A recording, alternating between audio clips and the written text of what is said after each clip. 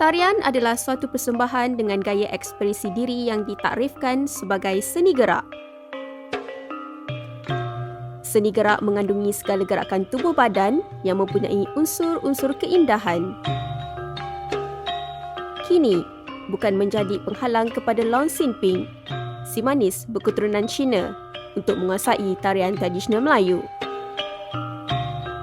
Nama saya Lo Xinping dan selalu orang panggil saya Ping, dan saya umur 21, berasal dari Johor Bahru. Dulu saya start belajar masa umur 4, belajar banyak tarian barat macam kontem, ballet, jazz, tap dan sebagainya.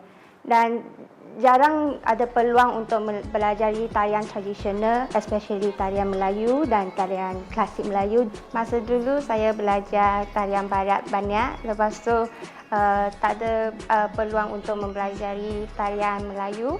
Lepas tu saya ada satu peluang untuk mendapat tengok persembahan Aswara, dan dari situlah saya minat tarian tradisional.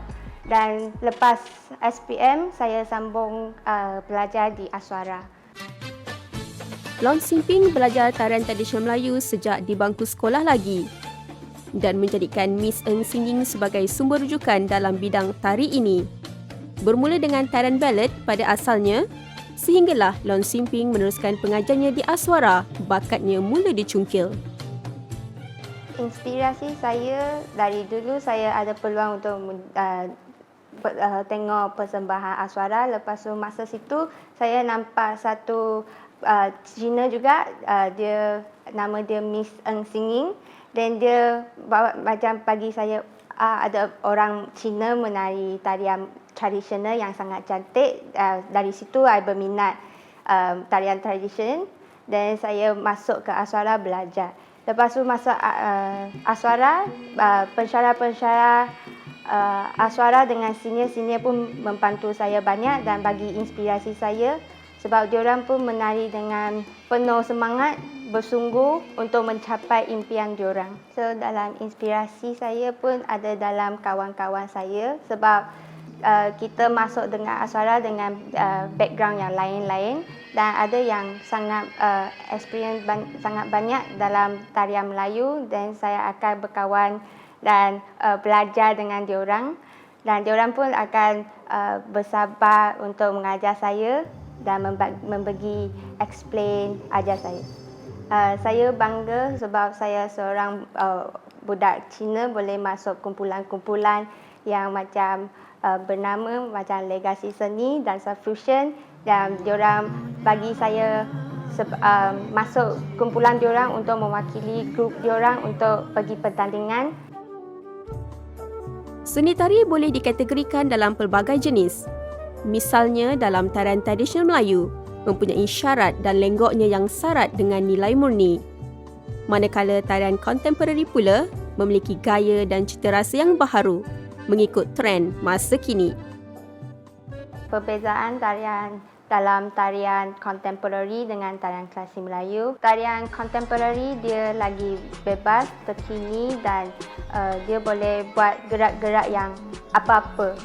Lepas tu tarian Melayu dia ada syarat dia. Lepas tu dia energi lagi dalam, grounded. Lepas tu dia energi dia sangat-sangat lain dengan stamina dia dengan kontemporari lain.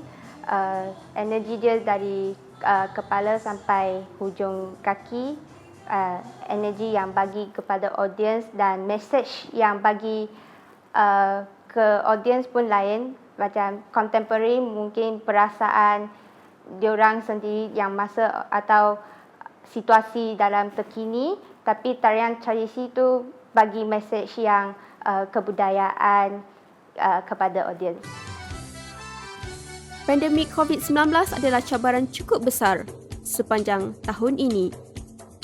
Ianya turut terkesan kepada industri seni kreatif. Namun, tempoh yang sukar ini tidak menjadi penghalang Lon Xinping untuk meneruskan minatnya. Kini dilakukan secara dalam talian. Cabaran dalam pandemik ini adalah sebagai orang penari, kita adalah banyak fizikal, dan kalau kita sekarang boleh kelas dengan online, dan agak susah untuk sebab luang dalam rumah-rumah sendiri lain dan kita perlukan banyak luang. Selain online class, saya pun ada join beberapa pertandingan through online. Sangat lain juga sebab video dalam pertandingan tu juri boleh lagi tengok lagi detail, tapi kita mengikut SOP kita tak boleh sentuh. Macam ada tarian-tarian macam contemporary kita kena bersentuh, tapi kita sebab pandemik ini kita tak boleh sentuh. And energy tu sangat-sangat lain masa saya belajar dekat online dengan face to face. Bakat dan semangat yang ada pada si manis lenggang tari Melayu ini sangat dihargai dan perlu dicontohi oleh generasi muda yang lain. Bak kata pepatah, melentur buluh biar dari rebungnya. Disiplin dan kerjasama berpasukan memberi inspirasi dalam memartabatkan seni tari. Harapan yang saya akan datang, harap lagi banyak kaum lain yang belajar tarian tradisional Melayu, especially sebab saya Cina, so saya harap lagi banyak orang kaum-kaum lain belajar tarian tradisional Malaysia, bagi diorang belajar keindahan kebudayaan tarian Melayu.